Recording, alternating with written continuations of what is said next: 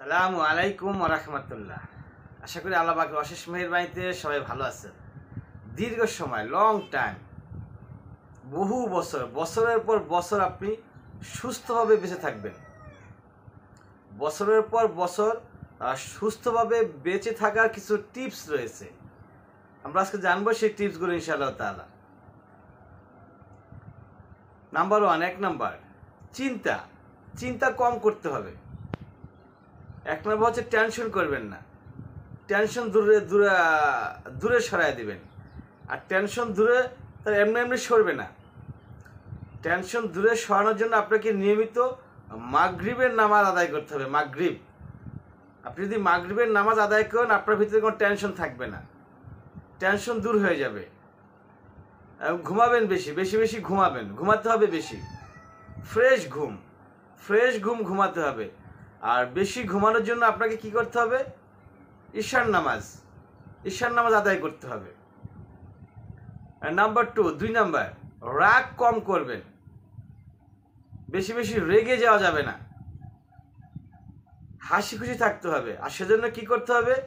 আপনি চাইলে তো রাগ কমবে না, সেজন্য আস্তাগফিরুল্লাহ, বেশি থেকে বেশি পরিমাণে আস্তাগফিরুল্লাহ পাঠ করতে হবে। বেশি থেকে বেশি পরিমাণে আস্তাগফিরুল্লাহ পাঠ করবেন। যখন রাগ হবে তখন আস্তাগফিরুল্লাহ পাঠ করবেন। মাথায় বেশি গরম হয়ে গেলে দাঁড়ানো অবস্থা থাকলে বসে যাবেন, বসা অবস্থা থাকলে একটু শোয়ার চেষ্টা করবেন। দেখবেন ইনশাআল্লাহ তাআলা আপনার রাগ চলে যাবে।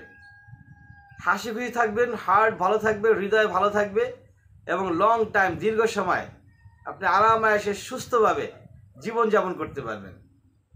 3 নাম্বার হচ্ছে গাড়িতে কম চলাচল করবে। মানে আমাদের দেশে শর্টকাট কিছু জায়গা আছে। বর্তমানে আমরা দেখি যে অটো রিক্সা সিএনজি এগুলার মাধ্যমে আমরা হাঁটা ভুলেই গেছি প্রায়।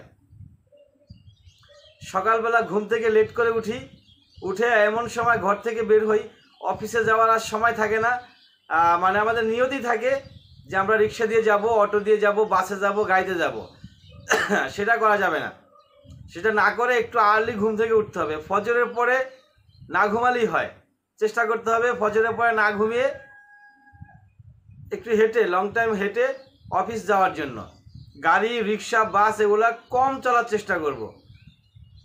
হাঁটাহাঁটি করলে শরীরের ব্যায়াম হবে, শরীর ভালো থাকবে, সুস্থ থাকবে।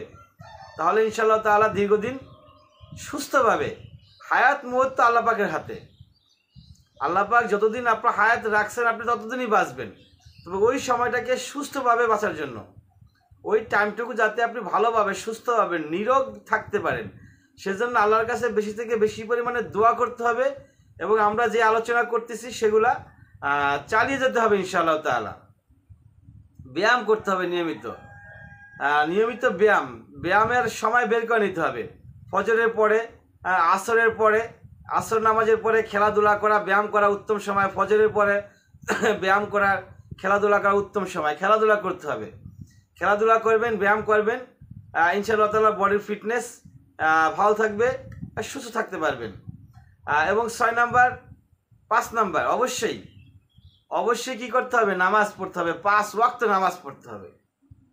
যদি আপনি 5 ওয়াক্ত নামাজ পড়তে পারেন নিয়মিত, আপনার যে হাঁটুর ব্যথা, গিরায় যে ব্যথাগুলো আছে, কোমরের ব্যথা, হাঁটুর ব্যথা, গিরার ব্যথা, এগুলা কোশ্চিনকালও আপনাকে অ্যাটাক করবে না।